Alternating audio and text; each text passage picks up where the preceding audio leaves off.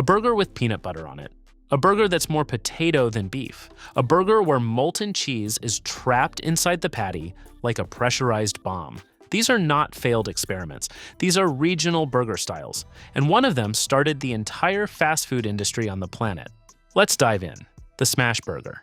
You take a loose ball of ground beef, drop it on a ripping hot griddle, and press it flat until it's thin enough you can almost see through it. The Maillard reaction, the cascade of browning that creates a dark, savory crust, happens across the entire patty in under 2 minutes. The inside stays juicy because it never stays on the heat long enough to dry out. Diners were doing versions of this for decades. Dairy Cheer in Kentucky in the 1960s, Oklahoma diners even earlier. But the modern smash burger explosion traces back to the same physics. More crust equals more flavor. The edges turn lacy. The patty tastes like a regular burger condensed into half the thickness. That's the smash burger. But the next burger proves that what you smash into the meat matters more than the smash itself. The Oklahoma onion burger. Pile thinly sliced onions onto a raw ball of beef, then smash the whole thing so hard the onions embed into the meat. As it cooks, steam from the onions sears the patty from above while the griddle sears it from below. The onions caramelize into the beef. One burger feeds more people and tastes better doing it. Ross Davis at the Hamburger Inn in Ardmore, Oklahoma started this in the 1920s. Beef was expensive. Onions were nearly free. This wasn't culinary creativity. It was economic math. But the math created something a plain patty could never produce. The sweetness of caramelized onion, the fat of the beef, and the crust fused into a single flavor. Today, El Reno, Oklahoma hosts an annual Fried Onion Burger Day. People line up for a burger invented as a Depression-era cost-cutting measure. Nothing about the recipe changed. The economics just flipped. The Oklahoma onion burger still relies on a hot griddle. Then there's a burger that solved the beef problem without touching a flame at all. The steamed cheeseburger. There is no grill, no griddle, no flame. The beef goes into a small metal tray and gets steamed until it's loose, crumbly, and cooked entirely by vapor. The cheese, sharp cheddar, is melted in a separate steam tray until it liquefies, then poured over the beef like a sauce. What lands on your table is not a patty with a slice on top. It's a mound of steamed beef drowning under a blanket of molten cheese. This exists in exactly one place: Central Connecticut. Ted's restaurant in Meriden has been doing it since 1959. Locals defend it with religious intensity. Outsiders look at it and ask if something went wrong. So why did it never spread? The steam equipment is custom built and expensive. You can't retrofit a flat top for this. The texture, loose, crumbly, zero crust, shocks first-timers raised on griddle-seared beef. And without a franchise champion to push it onto the national stage, it stayed exactly where it was born. A 15-mile radius for 70 years, serving the same customers who grew up with it. That confinement is no longer a limitation. It's the identity. Speaking of stubborn, the next burger sparked a feud so bitter that 2 restaurants still fight over who invented it. The Juicy Lucy. When you put cheese on top of a burger, most of it slides off. Mix it into the meat, it leaks out during cooking. The Juicy Lucy solution is genuinely dangerous. Trap the cheese inside. 2 thin patties are sealed around a core of American cheese. When the burger hits the griddle, that cheese becomes a pressurized, superheated core. The first bite releases a jet of molten cheese hot enough to burn your mouth. Badly. Restaurants post warning signs, they mean it. 2 bars in Minneapolis both claim they invented this. Matt's Bar says a customer asked for cheese inside the patty in 1954. They served it. Spelled it Juicy Lucy, no I. The 5-8 Club, a former speakeasy, says they created it around the same time. Spelled Juicy Lucy with the I. Neither side has conceded. The spelling itself is now part of the feud. Once you've had a burger designed around an internal explosion, every burger where cheese sits passively on top feels like someone gave up halfway. The Juicy Lucy traps cheese. This next idea abandons cheese entirely and replaces it with something richer. The butter burger. Wisconsin's most famous burger does not put cheese on the patty, it puts butter on it. A slab of cold Wisconsin butter, thick enough to see the knife marks, placed directly on a hot patty. It melts into a golden pool, it soaks into the bun, it runs down the sides of the meat. Solly's Grill in Glendale, Wisconsin has been doing this since 1936. They go through roughly 150 pounds of butter a week. The butter is the main event. It is not subtle. It does not apologize. What makes the butter burger distinct is that it treats butter as a topping, the same way other states treat cheese, bacon, or sauce. That single decision rewrites the burger. The beef becomes almost secondary. The butter is the point. That's Wisconsin, where dairy country decided cheese wasn't enough. While they were adding richness, another state was engineering a burger that was more filler than beef, on purpose. The slug burger. A slug burger is, by weight, barely hamburger. The original recipe, developed in Corinth, Mississippi around 1917, stretched ground beef with potato flour.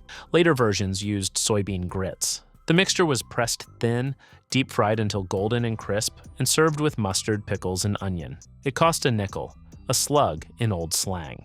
This wasn't a recipe. It was math written in hunger.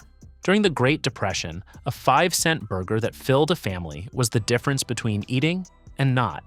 The potato flour absorbed beef fat during frying and transformed into something crunchy, on the outside, soft inside, with more surface area than a normal patty could ever produce. What makes the slug burger so strange today is that it survived, not as a museum piece, as an active, beloved menu item. Corinth still holds an annual slug burger festival. Thousands show up to eat a burger engineered to be cheap. They could afford any burger they want, they choose this one. This burger exists because people were poor, and now it's a festival. The slug burger had every economic reason to die the moment beef became affordable. It simply refused. The next burger took the opposite approach. Instead of stretching cheap beef, it added something to the bun no one saw coming. The goober burger. There is a burger from Missouri with peanut butter on it.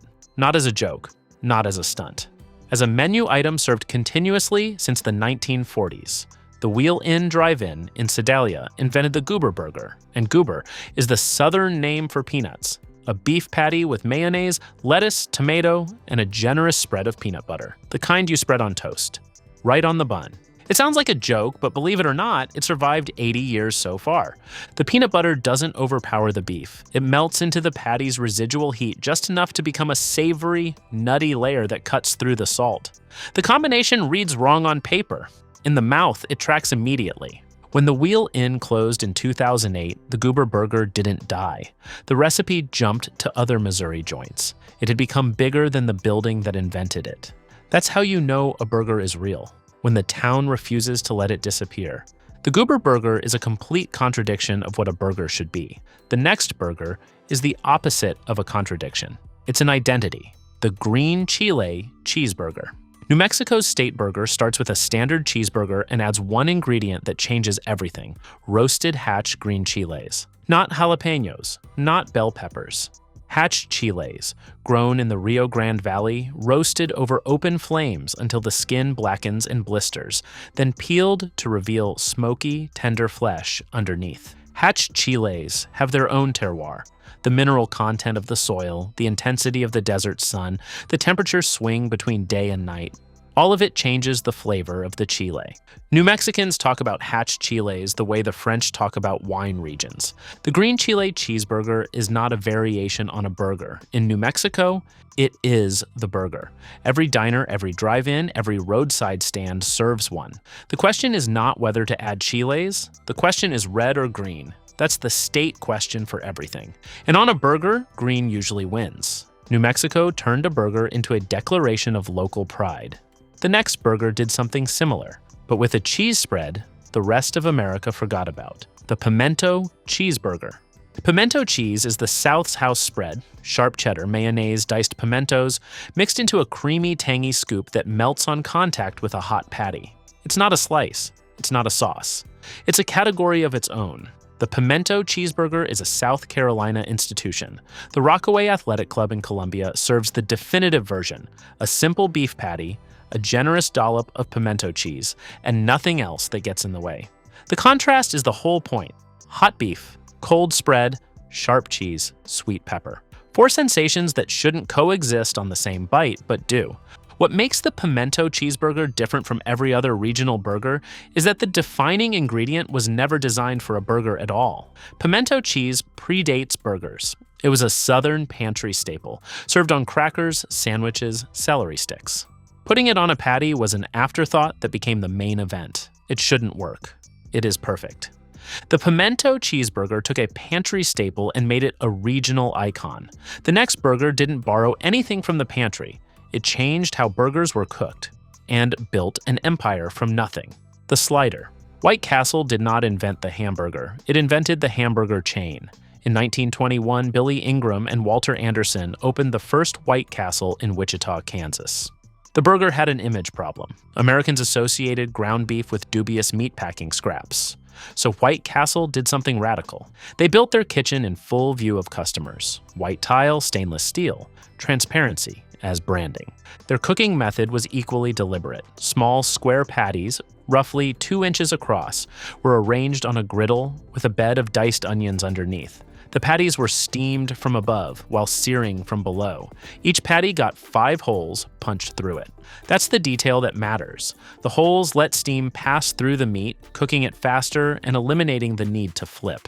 The onions cooked simultaneously, their flavor fusing with the beef. A soft, squishy bun was placed on top to absorb the steam. One motion, one complete burger. The result was not the best burger in America. It was the most consistent. Every White Castle slider tasted the same whether you were in Wichita or Chicago or New York. That consistency, not the flavor, not the price, is what built the fast food industry. Before White Castle, a burger in one city had nothing to do with a burger in another. After White Castle, the expectation that a burger chain could exist at all became possible. And if you want to see another food breakdown like this one, that video is on screen right now.